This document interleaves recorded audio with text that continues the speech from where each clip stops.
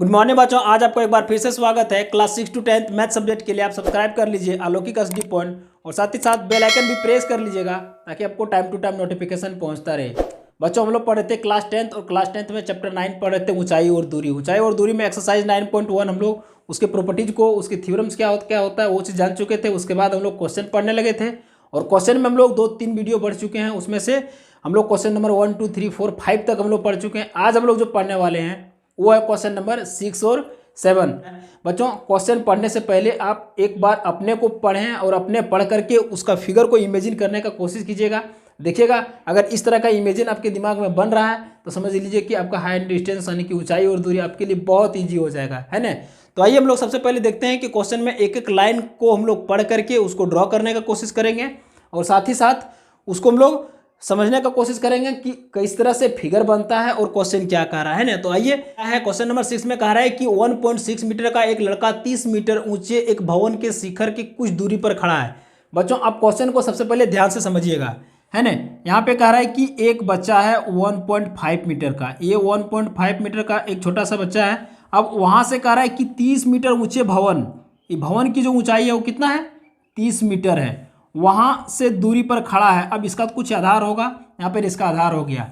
अब क्वेश्चन में आगे पढ़िएगा, फिर कह रहा है कि भवन, जब वह ऊंचे भवन की ओर जाता है, मतलब कौन, ये बच्चा जो है ऊंचे भवन की ओर जाता है, तो उसकी कहता है कि तब उसकी आंख से भवन के शिखर का उन्नयन कोण 30 डिग्री से 60 डिग्री हो जाता है। जिस समय बच्चा यहाँ पर शुरू में खड़ा था उस समय भवन की टॉप को यानी कि शिखर को देख रहा था, तो वो कितना डिग्री का बना रहा था, वो पहले बना रहा था 30 डिग्री का कोण। अब बच्चा चल करके कुछ दूरी तय कर लिया, मतलब यहाँ तक आ गया। अब यहाँ से जब आया तो ये 30 डिग्री से अब क्या किया, वो 60 डिग्री का कोण बना लिया, है ना। यहाँ से अब आगे जाएगा तो ये 60 डिग्री का कोण बनने लगेगा। मीन्स बच्चा जो है वो यहाँ से आपका देखने लगा, किसको देखने लगा, शिखर को देखने लगा, यानी कि भवन के टॉप को देखता है। अब देखिए, आप आगे क्या निकालना है इसको, तो कहता है कि बताइए कि वह भवन की ओर कितनी दूरी तक चलकर गया है। मतलब है कि ये बच्चा जो यहाँ पर खड़ा था वो कहता है कि आगे जो चलकर 60 डिग्री कोण तक बनाया वहाँ तक कितना दूरी तय किया। तो बच्चों, आपको कहाँ से कहाँ तक दूरी पूछ रहा है, यानी कि आपका यहाँ से लेकर के ये यहाँ तक की दूरी आपको पूछ रहा है ना। तो सबसे पहले हम लोग क्या करेंगे, इसमें कुछ नाम दे देते हैं, है ना। ये BCD E, यहाँ पर AF, हम लोग ये इसका नाम दे दिए, है ना। अब नाम देने के बाद हम लोग देखेंगे, जब भवन खड़ा है तो इसका मतलब है कि ये सीधा 90 डिग्री का बनाएगा, है ना। अब यहाँ पर 90 डिग्री का बनाएगा तो यहाँ भी तो 90 डिग्री का बनेगा, क्योंकि ये लाइन यानी कि EF और ये भी आपस में समांतर है ना। तो देखिए, आपको सबसे पहले दिया क्या क्या चीज़ है वो चीज़ आप ध्यान दीजिए। आपका CF 30 मीटर दिया हुआ, यानी कि ये पूरे ऊंचाई आपका कितना दिया है, 30 मीटर दिया हुआ है। और बच्चे की ऊंचाई यानी कि ये आपका कितना दिया हुआ, 1.5 मीटर दिया हुआ। बच्चों, अब ध्यान दीजिए कि 1.5 अगर यहाँ पर है तो 1.5 इधर भी होगा। क्यों होगा, क्योंकि आपका EF और ये भी दोनों आपस में समांतर रेखाएं हैं। तो ये जो लाइन बाइसेक्ट कर रहा है, यानी कि BF जो होगा यहाँ पर और ये E जो होगा वो दोनों आपस में इक्वल होगा। तो ये बचा 1.5 मीटर यहाँ पर है। अगर यहाँ पर बच्चा खड़ा रहेगा तो क्या 1.5 से कम हो जाएगा, नहीं होगा ना। ये तो और मतलब ये तो जो है वही रहेगा। तो इसका मतलब है यहाँ पर भी ये 1.5 मीटर ही ऊंचाई होगा। तो इसका मतलब है 30 मीटर में अब 1.5 घट गया, तब ने जा करके यहाँ पर 60 डिग्री का कोण बना रहा है। तो 1.5 हम लोग क्या करेंगे, CF में से हम लोग को ये FB को हम लोग हटा देंगे, तो वो जो बचेगा वो क्या बच जाएगा, B और C बच जाएगा। सबसे पहले जो दिया हुआ हम लोग लिखते हैं, यहाँ पर लिखेंगे सॉल्यूशन। देखिए, आपका क्या दिया हुआ है, आपका CF दिया हुआ है। CF कितना है, 30 मीटर, यानी कि भवन की जो ऊंचाई है वो 30 मीटर है। क्लियर। और बच्चे की ऊंचाई ये बच्चों हम नहीं लिख रहे हैं बच्चे की ऊंचाई, हम पूरा डिटेल से नहीं लिख रहे हैं, लेकिन आप जरूर समझ जाइएगा कि ये का बात कर रहा है, मीन्स बच्चे की बात कर रहा है। तो ये बच्चा जो है वो कितना है, ये इक्वल टू आपका हो गया 1.5 मीटर। अब बच्चों, ये CF में से हम लोग को ये BF को घटा देना है, तो क्या बचेगा, BC बचेगा। तो हम लोग वही चीज़ करेंगे, क्या करेंगे कि BC निकालने के लिए हम लोग को CF में से BF को घटा देना है। मतलब CF आपका कितना है, 30 मीटर में से आपको 1.5 घटा देंगे तो क्या बचेगा 28.5 मीटर। तो बच्चों अब हम लोग इसके बाद हम लोग देखते हैं फिगर में, है ना। फिगर में क्या दिया हुआ आपके पास, ए बी सी आपका दिया हुआ है। अब देखिए 90 डिग्री का कौन बना रहा है, जब भी कोई भी त्रिभुज में 90 डिग्री का कौन बनाता है तो उसका पाइथागोरस थ्योरम में आ जाता है ना। पाइथागोरस थ्योरम आप अगर नहीं देखे हैं तो उसको जाकर के वीडियो मेरा देख लीजिएगा, आपको वहाँ पर सारा क्लियर हो जाएगा, है ना। और पाइथागोरस थ्योरम में क्या होता है, उसमें पी बी एच ये तीनों होता है ना। तो पी इसमें क्या हो गया आपका, ये बी और सी, ये आपका पी हो गया, बी कौन हो गया आपका बी और डी, ये आपका बी हो गया। कौन सा ट्रायंगल में बात कर रहे हैं हम लोग, यहाँ पर सी डी बी का बात कर रहे हैं। अभी एक ही चीज को लीजिएगा, अब हम लोग यहाँ पर लिखेंगे त्रिभुज सी डी बी में। अब देखिए त्रिभुज सी बी डी में आपका क्या दिया हुआ, आपका पी बटे बी, है नहीं कि कौन सा ट्रायंगल लेंगे, पी बटे बी। अरे यहाँ पर क्या दिया हुआ है 60 डिग्री दिया हुआ है। पी बटे बी किसका वैल्यू होता है, तो पी बटे बी 10 का वैल्यू होता है ना। अब फार्मूला को जरूर याद कर लीजिएगा। तो हम लोग यहाँ पर लिखेंगे पी बटे बी और 60 डिग्री है, ये 10 का होता है। तो मतलब यहाँ पर क्या लिखेंगे 10 60 डिग्री इक्वल टू पी बटे बी। अब देखिए 60 का वैल्यू क्या हुआ है होता है, आप अगर टेबल नहीं याद किए हैं तब जरूर जाकर के टेबल एक बार याद कर लीजिएगा, है ना। 10 60 का वैल्यू क्या होता है, यहाँ पर होता है √3 बटे पी। पी का वैल्यू आपका कितना आया था यहाँ पर देखिए, पी मीन्स क्या लिए आप बी और सी। तो बी और सी कितना आया आपका 28.5, यहाँ पर लिखेंगे 28.5 मीटर, है ना। बटे आप क्या लेंगे यहाँ पर बी के जगह पर आपका कुछ नहीं दिया हुआ है तो बी के जगह पर यहाँ पर बी हम लोग लेंगे। अब इसको देखिए क्रॉस मल्टीप्लिकेशन करेंगे, यानी कि √3 इंटू बी इक्वल टू 28.5। अब इसको हम लोग बी यहाँ पर अगर इस तरह से लिखेंगे तो क्या आ जाएगा 28.5 बटे √3। बच्चों अब देखिए √3 जो है वो नीचे नहीं लिखाता है, तो हम लोग इसको क्या करेंगे परमयीकरण कर देंगे, यानी कि b इक्वल टू लिखेंगे, क्या लिखेंगे 28.5 बटे √3 इंटू √3 बटे √3, 28.5 √3 बटे, अब √3 को √3 से इंटू करेंगे बच्चों, तो दोनों अगर सेम चीज़ है तो दोनों इंटू होकर के क्या हो जाएगा, ये 3 हो जाएगा, है ना। अब देखिए ये हम इसको काट सकते हैं, कैसे काट सकते हैं, 3 का 3, 3 9 27, यहाँ बच गया 1, यानी कि 3 5 15, एक डिजिट के बाद डेसिमल हो जाएगा, यानी कि 9.5 √3 मीटर। आपका क्या निकल गया वैल्यू, बी का वैल्यू निकल गया। अब दूसरा में आपको चलना है, दूसरा में कौन सा ट्रायंगल आपके पास है, यहाँ पर ट्रायंगल है सी ए बी, तो ए बी सी हम लोग इसको लिखेंगे पुनः, है ना। पुनः जो है वो हम लोग लिखेंगे, पुनः में क्या होगा कि त्रिभुज ए बी सी, है ना, ए बी सी में। अब देखिए ए बी सी में आपका पी तो वही रहेगा, है ना, और बी कितना हो जाएगा ए से लेकर के बी तक। तो ए और बी के बीच में दो चीज़ें आपके पास, ए डी है और डी बी है ना, ये दोनों हम लोग लेंगे। तो वही चीज़ हम लोग लेते हैं। अब देखिए ये पूरे ट्रायंगल में, यानी कि ए बी सी में से आपका ये 30 डिग्री का कोण बना रहा है ना, 30 डिग्री। हम लोग इसका बात नहीं कर रहे हैं, अभी हम लोग सिर्फ ए बी सी का बात कर रहे हैं। तो ये कितना हो गया आपका 30 डिग्री हो गया। तो 30 डिग्री मतलब ये पूरे का बी और ये पी, तो वही फार्मूला होगा पी बटे B, means P by B किसका होता है वैल्यू, तो 10 का होता है। तो 10 हम लोग यहाँ पर लिखेंगे, क्या लिखेंगे 10 30 डिग्री, क्लियर। अब 10 30 का वैल्यू क्या होता है पी बटे बी। अब देखिए पी और बी, ये पी तो जो है वही रहेगा, यानी कि 28.5, और 10 30 का वैल्यू क्या है, अब टेबल जरूर याद कर लीजिएगा। 10 30 का वैल्यू होता है 1 बटे √3 इक्वल टू पी, यानी कि 28.5 बी। अब बी में देखिए दो चीज़ आपके पास आ रहा है, क्या क्या आ रहा है, A D plus B D. तुम लोग यहाँ पर लिख सकते हैं A D plus B D. अब देखिए आप बी डी का वैल्यू क्या निकाल चुके हैं, बी डी का वैल्यू कितना निकाले हैं यहाँ पर 9.5 √3।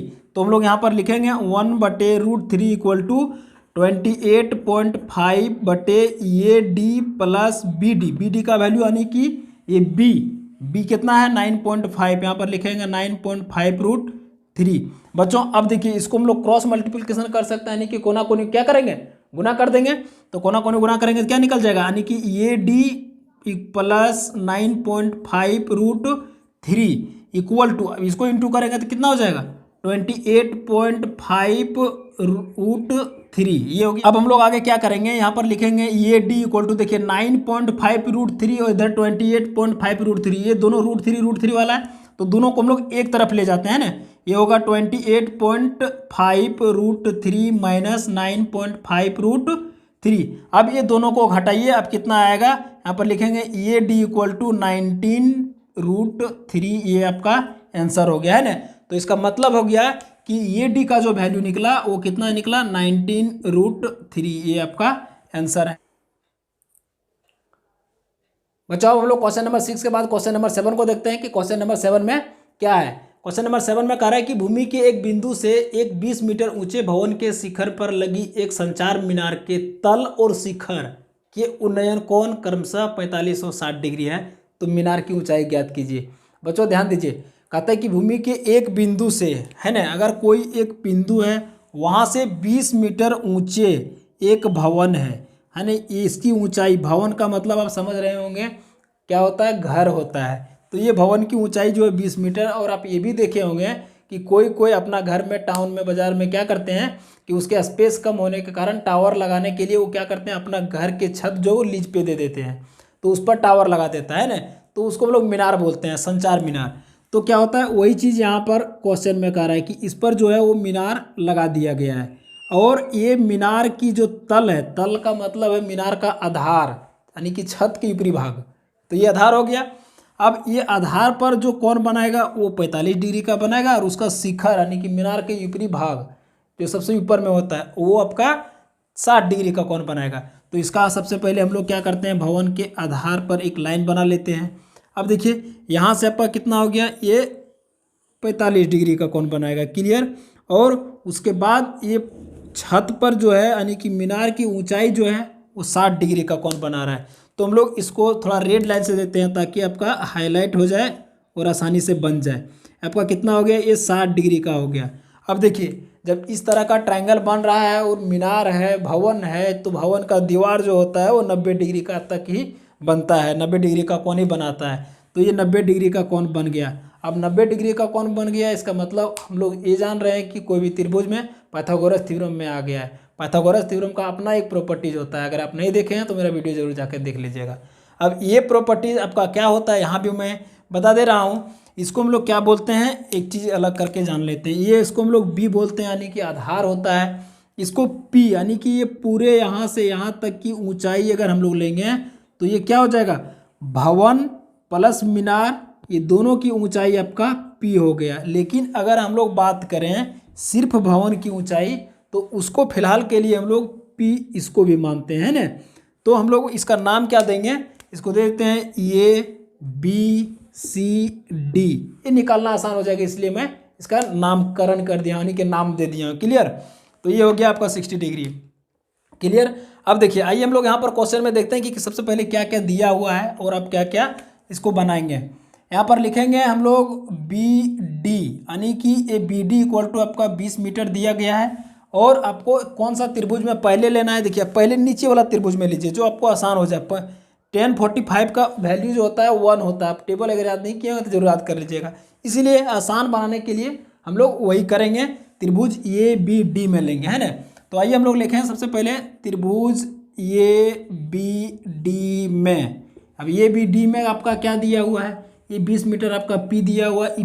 बेस को निकालना यानी कि आधार को आपको निकालना है। बच्चों पी बटे बी किसका वैल्यू होता है, वो 10 का वैल्यू होता है। 10 का वैल्यू यानी कि 1045 का।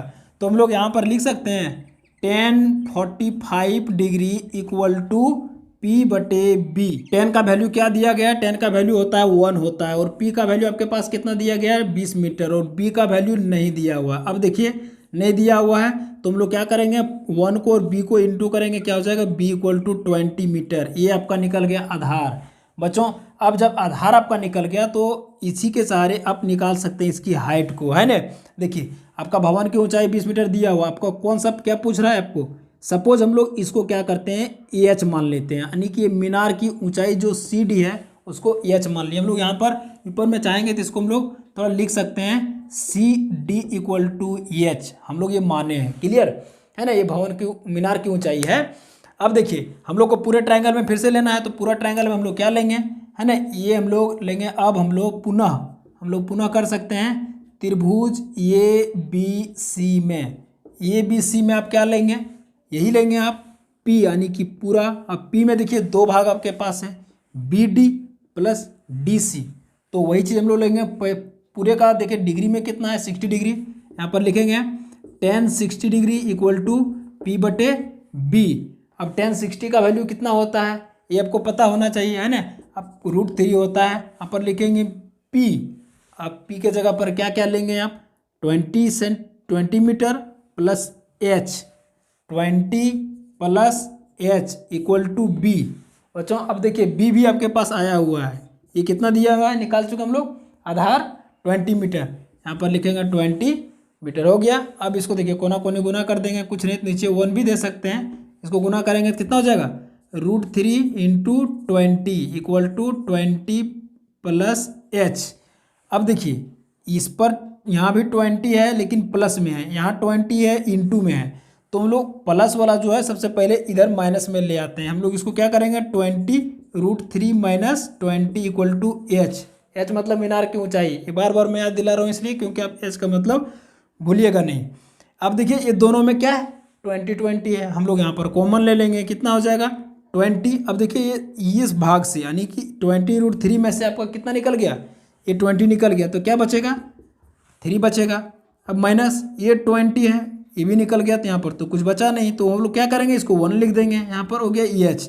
मतलब हम लोग यहाँ पर कह सकते हैं EH इक्वल टू 20 √3 माइनस 1 का होल स्क्वायर। ये आपका आंसर आप ये भी लिख सकते हैं यहाँ पर, या तो आप ये भी लिख सकते हैं कि मीनार की ऊंचाई इक्वल टू कितना होगा आपका 20 √3 माइनस 1, ये आपका आंसर हो गया। क्लियर। तो बच्चों आई होप आपको यह दोनों क्वेश्चन आपको बहुत आसानी से क्लियर हो गया होगा।